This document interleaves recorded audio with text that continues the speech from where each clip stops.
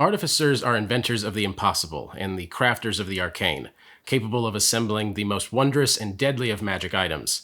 Clerics are the devout ministers of divine will, imbued with celestial power to heal the sick and smite the unworthy. You put them together and we get priests of arcane science and the machine god's clergy, bedecked in all the powers that can be assembled by God or man. So if you want to be a part of, and I'll say it again, the machine god's clergy, and why wouldn't you, stick around for today's video.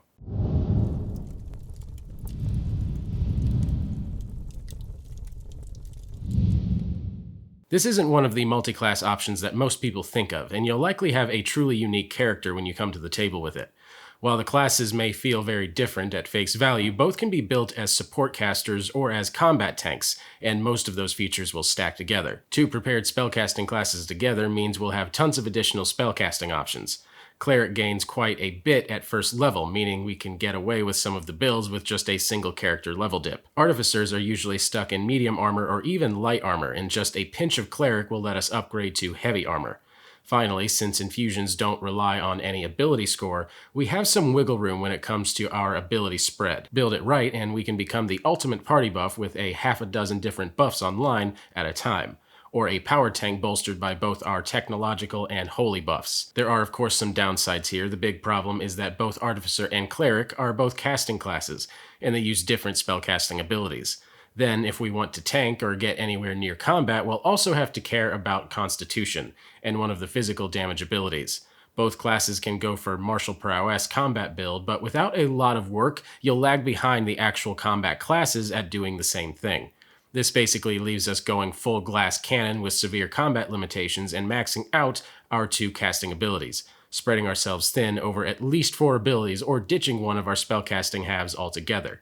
With some careful building, we can overcome a lot of this, but we don't have a lot of wiggle room if we want the build to actually work and at least be on par with a single class build. Since Artificer in particular is already a half-caster class, multiclassing in Artificer means we'll be even further behind full casters than normal, and Artificer Multiclass can expect to feel weak at the mid-levels. We also can't make much use out of the arguably best Artificer class archetype, the Artillerist, and their Eldritch Cannon, since the Arcane Cannon just doesn't synergize with the Cleric. And of course, just like with any other multi-class, we're going to be sacrificing high-level Artificer abilities and high-level Cleric abilities, and we'll be getting our mid-game and higher-level class features significantly later than a single-class character. We'll cover the best combination of just these two classes, but they actually lend themselves better towards class soup builds, with dips in multiple different classes such as Ranger, Paladin, and Rogue. If you're curious when this multi-class starts to kick in, multi-class characters tend to have a level goal they're working towards and a synergy that provides a massive boost of power to justify the level dips. Most of our builds require at least gaining the 3rd level archetype features of the Artificer class and at least the 1st level archetype features from the Cleric class. This means most of our builds will be kicked in with 4 character levels, with 3 Artificer levels and 1 Cleric level. Most builds will also continue on with Artificer as the primary class, with only the small level dip into Cleric. Now let's get into the class features that we care about. As a dual class option, we've got a ton of features to consider, but only a few of them will ever really be important. We can shift the build in a few different ways, so not every class feature will factor into every build, but the following features all play into at least one of our strategies. Starting with our significant Artificer features, we have Magical Tinkering.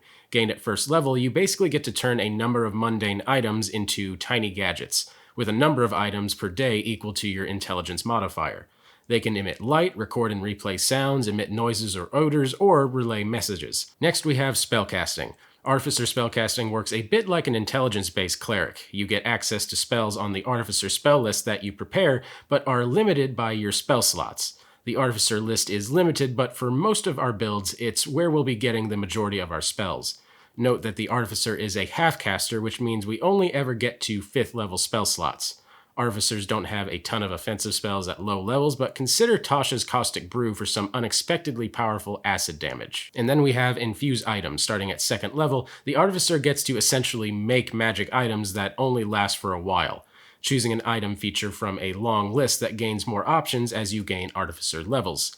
This, however, opens up all sorts of gadget possibilities, from simple stuff like magic rapiers to on-demand magic ropes and gloves of thievery. Early on, you'll be limited mostly to static buffs, but at later levels you can make magic items that essentially amount to extra features. You'll want to build towards the level milestones when your infusion options improve with 6th level infusions, 10th level infusions, and 14th level infusions. Note that what gadgets you can make depends on your Artificer level, not your intelligence, so we can actually get quite a bit of use out of these even if going core cleric. And then we have Artificer specialties.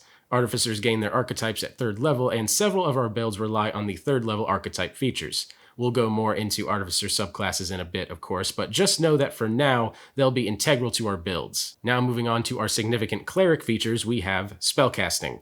Clerics are a full prepared spellcasting class. This means you have access to spells on the cleric spell list, you just have to pick which spells you prepare each day. Clerics have a couple really good offensive spells, but you'll likely get the most value out of their utility, buffing, and healing spells. Even with just a level dip, Cleric grants us a ton of additional spellcasting options and 1 to 2 spell slot levels. And then we have Channel Divinity. Clerics get a special divine resource in their uses of Channel Divinity. You gain this feature with your 2nd Cleric level, and you get one of these uses of Channel Divinity every short or long rest, and more uses at your 6th Cleric level. The base use of your Channel Divinity is Turn Undead, which is unsurprisingly only useful if you're running into undead monsters. All the Cleric archetypes, however, provide us with much more interesting uses of Channel Divinity power. Tasha's also gave us another base use of our Channel Divinity power called Harness Divine Power. This lets us spend it in order to regain a lost spell slot. You can only do this once per long rest to stop us from farming spell slots, but you can do it more often at higher Cleric levels. And then we have Divine Domains. Clerics gain their archetypes at 1st level, and more than most classes, you'll be getting most of your unique class features from your archetype. In particular, we really care about the domains that let us ditch medium armor by giving us proficiency in heavy armor, including Forge, Life Nature, Order, Tempest, and War. Other tempting options exist, but we don't want to be stuck in light armor or medium armor. And then we have Blessed Strikes, a revised cleric feature that replaces all the similar versions in the archetypes. This lets us deal an extra 1d8 damage once a turn on an attack or cantrip.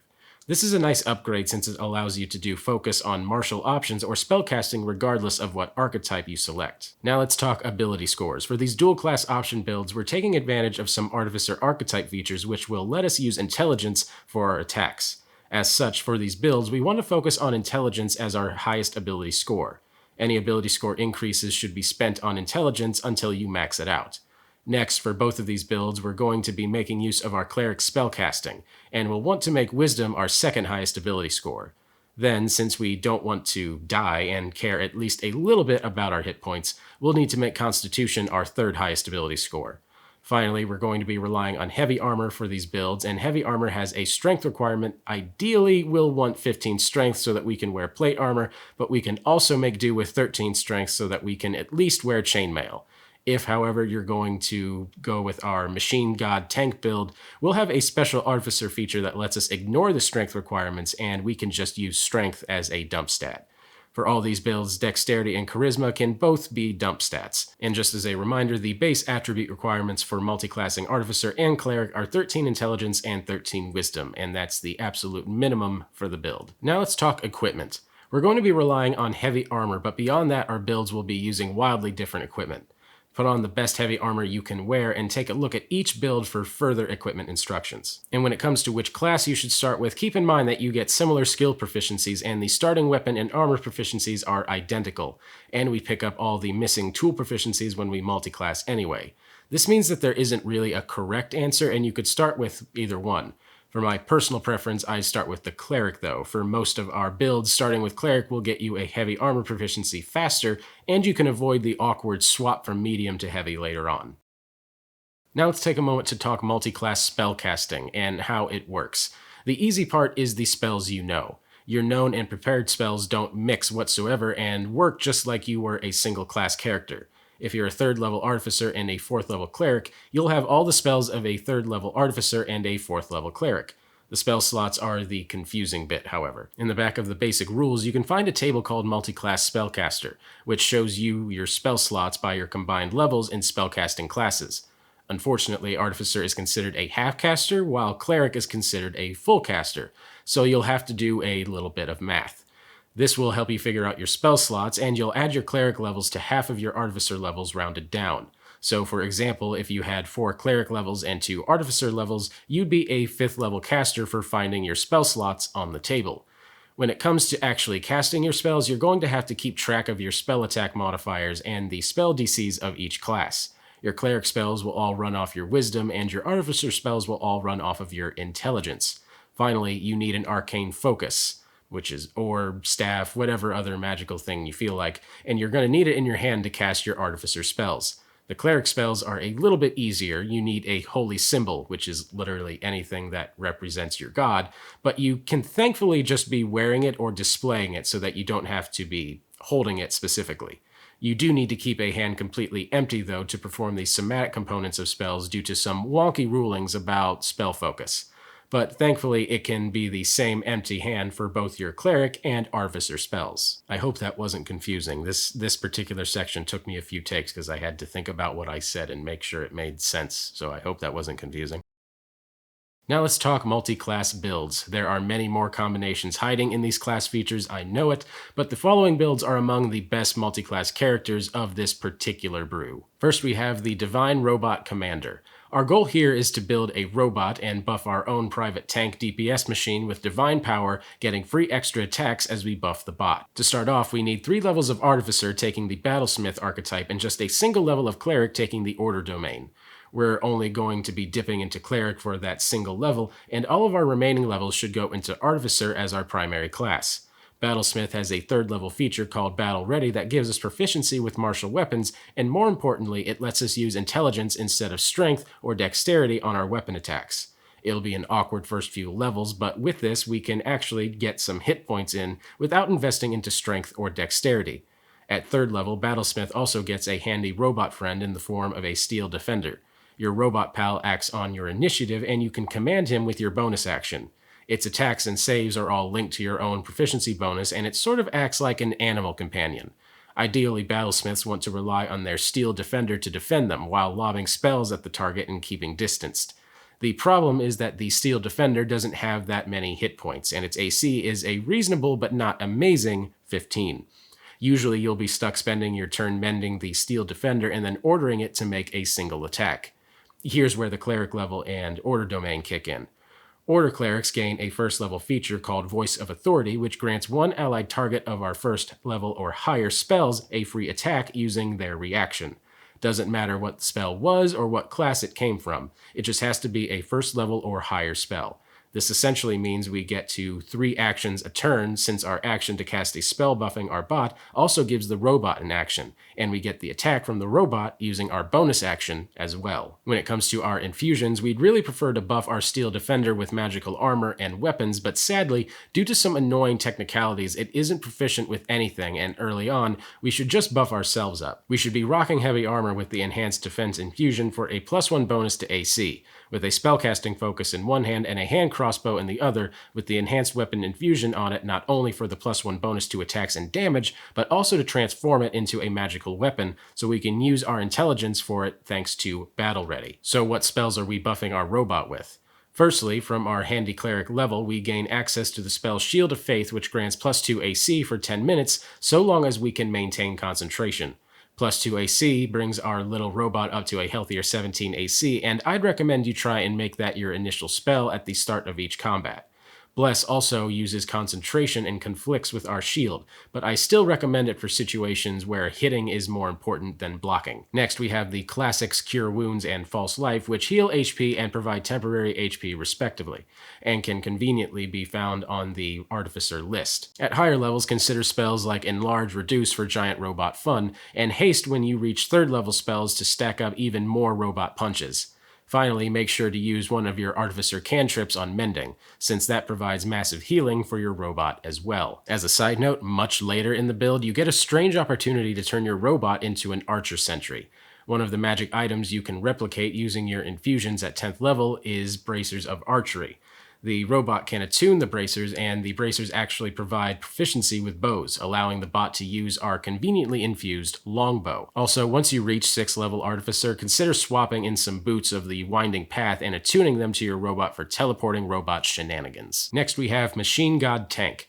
Our goal here is to become a living holy relic weapon, swooping in, swinging holy fists of justice while shrugging off whatever comes our way and giving the martial classes a run for their money. We're going to stack up every defensive boost we can get our hands on and become absolutely unkillable. To start off, we want to take 3 Artificer levels selecting the Armorer archetype, and at least 1 Cleric level selecting the Forge domain. We then want to push our original class Artificer up to 10th level to snag extra attack, armor modifications, and the 10th level infusions, and all of our remaining levels go towards getting us to 10th level Cleric, for a final even split of 10 Artificer levels, 10 Cleric levels. So let's break down how this one works. We have heavy armor proficiency as an Armorer Artificer, so firstly we want to get our hands on some plate armor, and use the Forge Cleric's Blessing of the Forge to turn this non-magical armor into +1 plate. And it's important to do this step first because it specifies that it can only be done to non-magical armor, but all of our Artificer Iron Man stuff doesn't, so it'll only work as written if we do it in the correct order. The whole Iron Man part of this build comes from the Armorer and the Arcane Armor feature we gain at 3rd level. Specifically, we want to take the Guardian option for our armor. Arcane armor is complicated and grants several benefits, the most important of which is to make our fists into magical 1d8 thunder weapons that use intelligence instead of strength or dexterity. These melee attacks also impose the distraction ability, and when we hit targets, they'll have disadvantage on all attacks that don't target us on their next turn. It also ignores the strength requirements of the armor. For our next defensive boost, we infuse our Forge-blessed Arcane armor with the enhanced defense for yet another +1 AC bonus. From here, we have a couple tempting options. Go full tank by putting a shield in one of our hands, or go for an additional damage option and put a weapon in it. We don't actually have access to martial weapons, but it's still a fair option to augment our defensive abilities with some melee attacks. Finally, our go-to cleric spell should be Shield of Faith, which cleanly stacks another +2 AC bonus defensive boost so long as we can maintain concentration, which hopefully shouldn't be too difficult. When we get all this together at 4th level, we've got plate armor starting us off at AC 18, +1 for the Blessing of the Forge, +1 from enhanced defense, and +2 from a shield, and +2 from the Shield of Faith for a whopping 24 AC. We can enter any fight swinging with our gauntlet, forcing targets to waste their turns, scrabbling inefficiently against our impenetrable holy science. Later on, you have nice options to improve this further. Armor modifications lets us essentially apply a whole ton of infusions to our armor rather than just one. I highly recommend going for winged boots for flying and higher movement speeds, repulsion shield on the shield for another +1 AC for additional defense, and radiant weapon for the gauntlets to get some holy justice into those punches. All told, this build is capable of some of the highest ACs a player character can reach with an insane 28 AC in Tier 4. And then lastly, we have the Gunslinging Preacher. Here we make use of the absolute most ideal weapon for priests, a gun. Our goal here is to live out the trope of holy man with a gun and blast our way through the heretics with massive amounts of damage. This is simple, but one of the most offensive options the Cleric Artificer Multiclass have to offer, in more ways than one. And obviously, while this build revolves around firearms, it can work fairly well using crossbows instead of those in case it doesn't fit your campaign to have firearms there, though with a significant dip to the whole cool factor. First, we want to take 3 levels of Artificer, and once again, we want to take the Battlesmith archetype. We then want to take a single Cleric level taking the War domain, followed by 2 more levels of Artificer to pick up extra attack.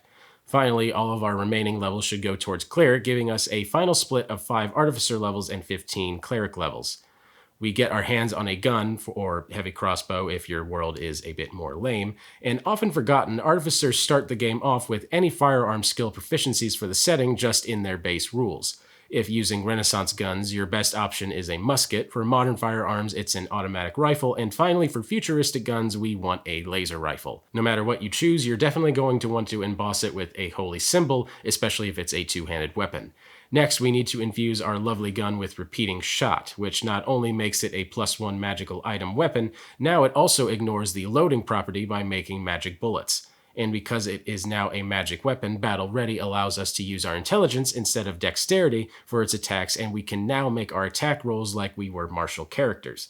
And since it's displaying our lovely holy symbol, we can cast all of our cleric spells through it. Before going further, I do need to point out the silliness that is the distinction between loading and reload. Crossbows and Renaissance guns all use loading, which just says you can make a maximum of 1 shot with it a turn, but that we can also ignore thanks to repeating shot. Repeating shot basically lets us skip the crossbow expert feat that these sort of builds normally need. Reload, on the other hand, counts the number of shots loaded into the gun and forces you to use an action or bonus action to reload it. All the modern and future weapons use reload, and there's no way for us to bypass it. All this really means is every other turn or so for most later guns, we'll have to only shoot twice in a turn, and as we spend a bonus action to reload rather than fire a third time. So how does this one work? Let's take a look at the build at 6th level just to make sure. When it's time for initiative rolls, we fire our gun, followed by another shot from extra attack, but we're not done.